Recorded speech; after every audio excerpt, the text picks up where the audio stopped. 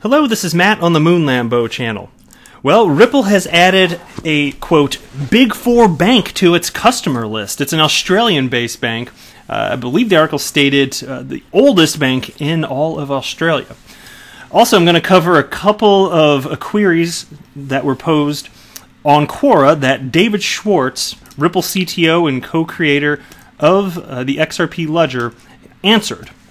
And so that'll be fun to take a look at. I've also got a piece from Daily Hodl about Bitcoin volume, trading volume, at an all-time high in Venezuela, despite some geopolitical turmoil, which I'll get into. But before we get going, if you would, please delicately tap that like button. And if you're a fan of Ripple and XRP, go ahead and subscribe to the Moon Lambo channel. All right, so here's the piece from BitcoinExchangeGuide.com. Ripple adds Australia as one of the Big Four banks to its customer list. And here's a few bullet points, and then they get into the piece. Westpac makes it to Ripple's customer list. And this is a different topic, but they cover this in the piece as well. Ripple has its handful with XRapid customers, said Ashish Burla, SVP of Product at Ripple, which I did cover yesterday. And then third bullet point, Ripple has added Westpac to its list of customers as noticed by Ripple enthusiasts. Okay, a member of the XRP chat, Musclehawk, stated that Westpac wasn't on the list of Ripple customers at the start of last month. He further shared that he asked the bank about the usage of XRP for transfers on Twitter. Westpac is one of Australia's Big Four banks and the first and the oldest banking institution of the country as well. Established in 1817 as the Bank of New South Wales, Westpac is headquartered at Westpac Place in Sydney.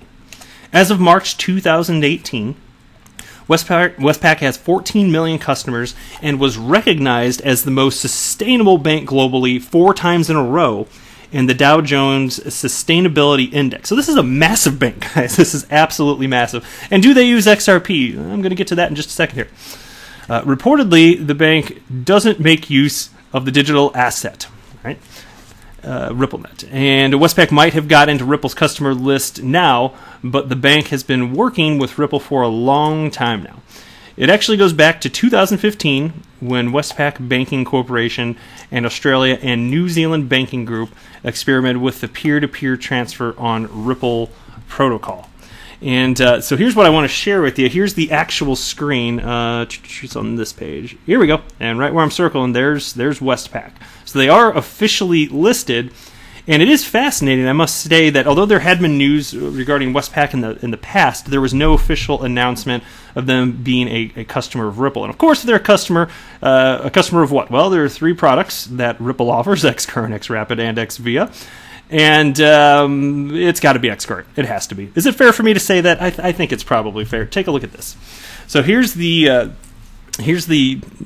chat reference in the piece. It's from XRP chat. And so this is just a few days ago. Musclehog wrote, wasn't on there at the start of the month. They have been on Ripple, the RippleNet committee, so that part was known. They're part of the Big Four here in Australia. I also asked them on Twitter not too long ago about using XRP for transfer. So here's what I wanted to share with you specifically, which was not included in the article. All right, and so XRP Mule, he tweeted out, Westpac is part of the RippleNet committee. Will you ever use XRP for international payments? And they actually responded, although they didn't really answer the question. But here's their response. Hi, Westpac has long invested in distributed ledger technologies alongside other major financial institutions around the world. This includes R3, Swift, DPI, and Ripple. However, we do not offer highly speculative forms of trading such as digital currencies.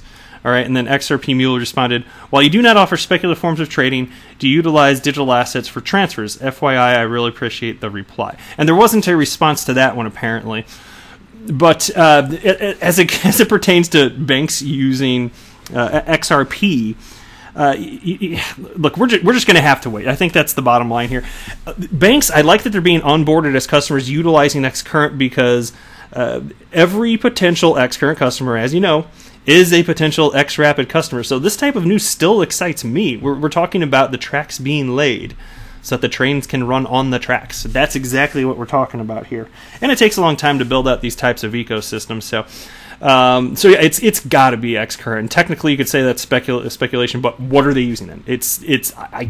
if they're using XRapid, that is a well-kept secret, and that would be really exciting. So you can kind of hope that. But because when they're saying here, no, we're not going to allow that type of trading of digital currencies, they're not getting involved in that capacity. Okay, fair enough.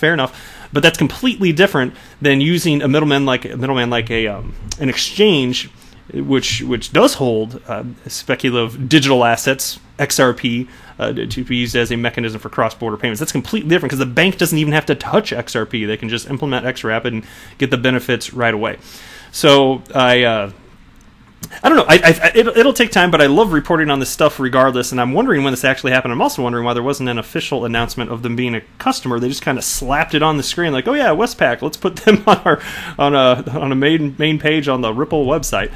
And I'm going to cover this real briefly, not extensively only because I covered it in a previous video, but since I referenced it, I feel like if you missed it, let me just run through it real quick. There's a section here titled Ripple has its hands full with XRapid customers. Westpac might not be a new partner, but Ripple surely is busy with its XRapid customers, as shared by Ashish Burla, SVP of Product at Ripple.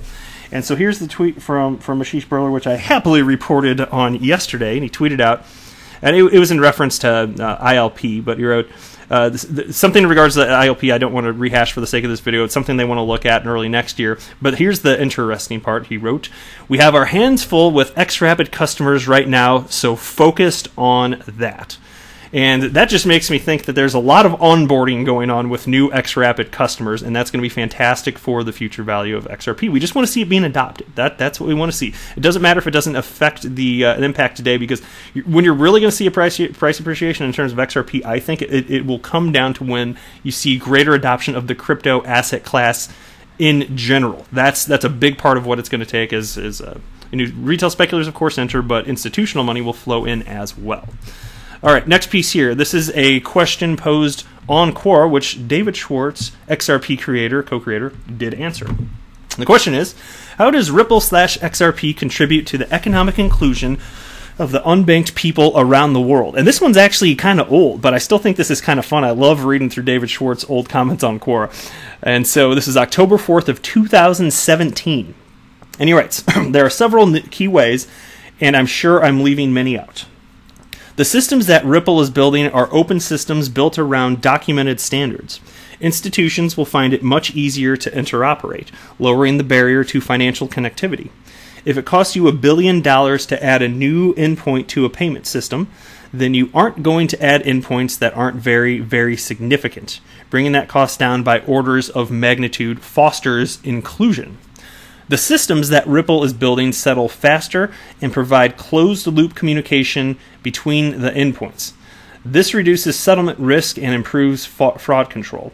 Real-time payments with concurrent settlement minimizes settlement and fraud risk, both major obstacles to increasing financial inclusion today. Open, documented standards will make it cheaper and easier for smaller institutions to develop their own internal systems.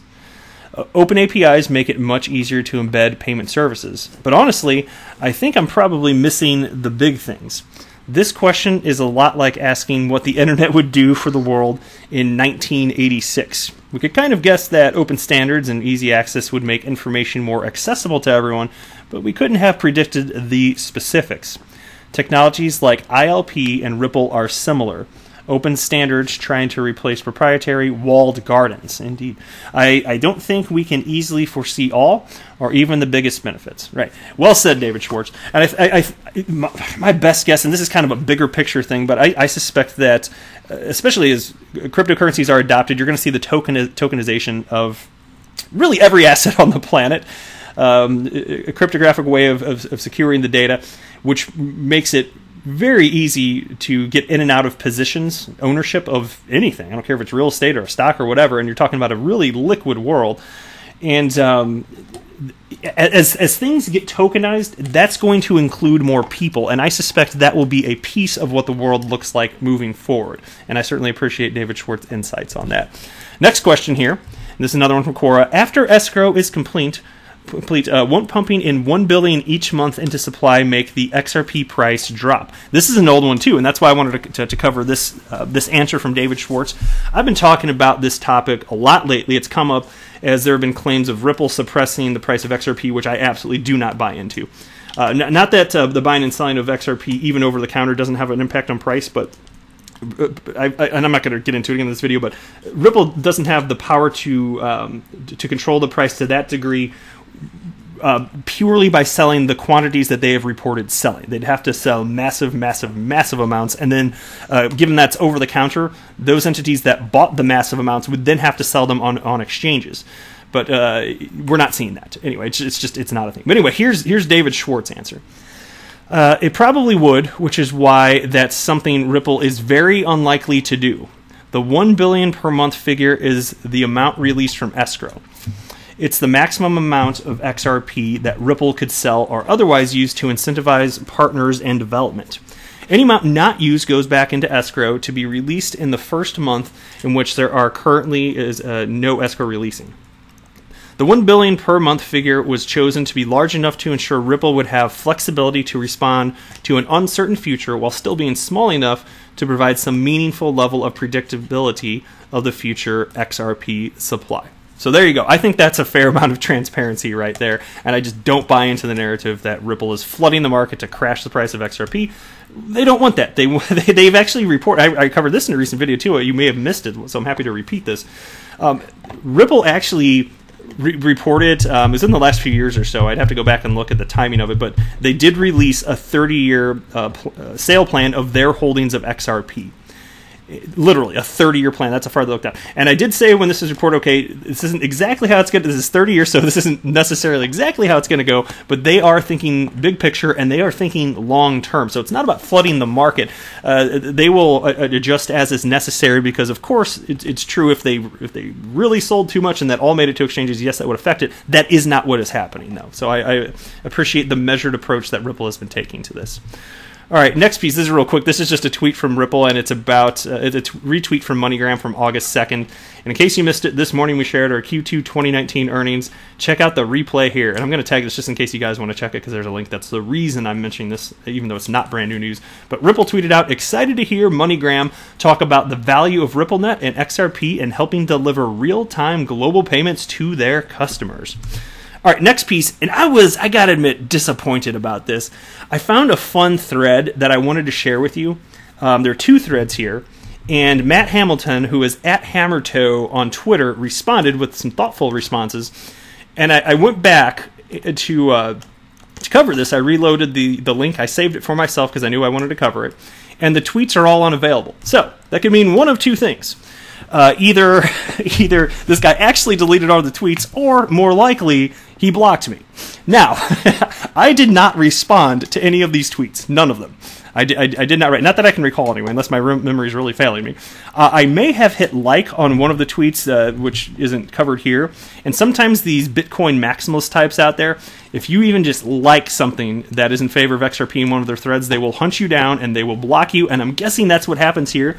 And so I thought I'd just illustrate this anyway. I was like, you know what? I'm still covering this. You can't stop me. So, but it's too bad. I wish I could have read what he had originally written.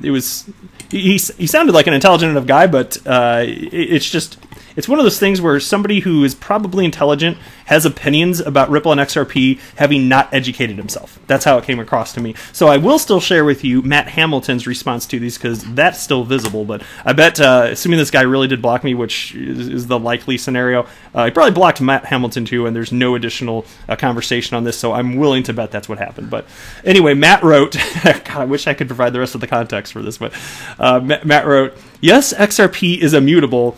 That is the reality, more so than Bitcoin. The fact you have swallowed a load of FUD about backdoors and freezing does not help you to make solid conclusions. Thank you very much. That's exactly what I was thinking as I was reading through. God, I wish I could share it with you. And then he wrote this. I mean, you look like a fairly smart chap. Is there not a part of you that thought, backdoors? Freezing? How would a cryptocurrency even be so adopted if that was the case? And make you double check what you've heard? Also, what do you mean by centralization of code? So it comes down to somebody who is presumably a Bitcoin maximalist, not even willing to be curious enough to seek the truth. And you see that time and again. And here's another one. And he was just talking about the number of transactions. I can't remember the specifics, but Matt Hamilton pointed out this.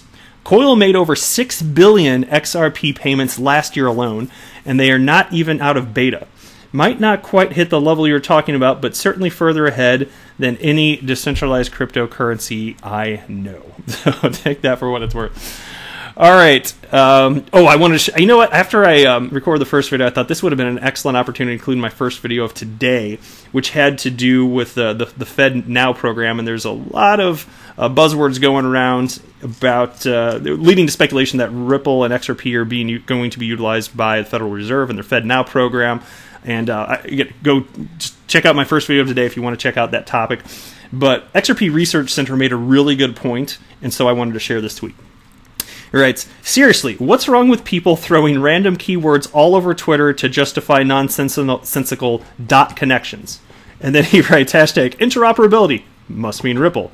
Liquidity, this is XRP, for sure. Level playing field, no doubt this is XRapid. Real time, XRP, what else? Okay, and I share the sentiment.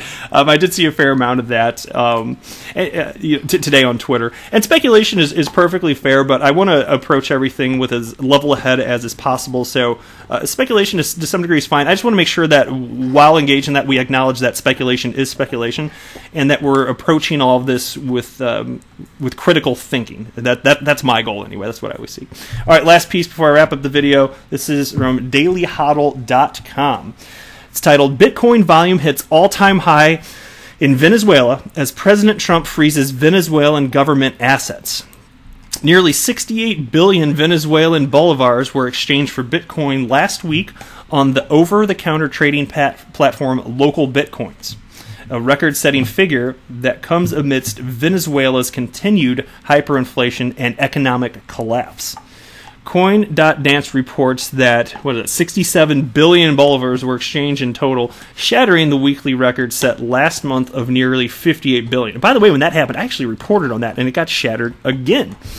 And the piece continues. Bitcoin volumes in the country are spiking just as President Trump announces the signing of an executive order banning Americans from doing business with Venezuela's government. And I want to say this goes back to the whole theory, and we'll see if it plays out over time. It's the concept of cryptocurrency continuing to be adopted as there is political and geopolitical turmoil the world over, and as fiat currencies around the world begin having trouble, let's say, people are going to pour money into this new asset class of cryptocurrency. And it's largely speculative at this point, but the idea is that it's just kind of a hedge against these types of activities. So anyway, here's a quote now from the Associated Press. The Trump administration froze all Venezuelan government assets Monday in a dramatic ratcheting up of tensions with Nicolas Maduro that places his socialist administration on a short list of adversaries from Cuba, North Korea, Syria, and Iran that have been targeted by such aggressive U.S. actions. While the order falls short of an outright trade embargo, it represents the most sweeping U.S. action to remove Maduro since the Trump administration recognized opposition leader Juan Guaido, I'm sure I'm butchering that, as Venezuela's rightful leader in January. And then the piece continues. In July, numbers from the opposition-controlled National Assembly indicate that Venezuela's 12-month inflation rate is 445,000%, down from 815,000% in May, and less than 2 million% reported earlier this year, the Financial Post reports. And so that's the whole theory behind this. Well, a big part of it, as inflation goes rampant with fiat currencies, cryptocurrencies will be adopted. And that could lead over a long period of time to them actually being used as money once technical hurdles are out of the way. Anyway, and the piece continues here. However, other news outlets are reporting that the inflation rate has skyrocketed to 10 million%. Opposition leader Angel Alvarado tells the Financial Post that new measures taken by the country's central bank aren't helping, and a typical worker's salary can buy just 3.5% of the basic food basket. Whew. Staggering, man. That's terrible. Well, that's it for this video. I am not a financial advisor. Do not buy or sell anything because of anything that I say or write. That would be a very, very, very bad idea. Until next time, to the moon, Lambo!